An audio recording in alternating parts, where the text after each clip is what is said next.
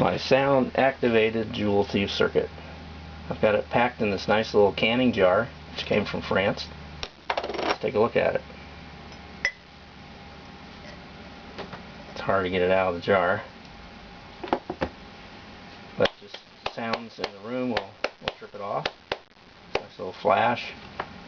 What I do is I adjust the sensitivity so that if it's too much, it goes off all the time. I just back it off till it stops flashing.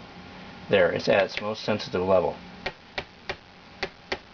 If somebody drives by in a car with a boom box or something, that will make little flashes, loud noises off the TV will send it off. The different parts here. This is the sensitivity control, the microphone, the on-off switch. This here is a capacitor down here, a 0.15 microfarad capacitor, C5 on my circuit, which I use to make it only flash at low frequencies instead of high frequency continuous flashing. That was helpful. And so now let's just put it back in the jar.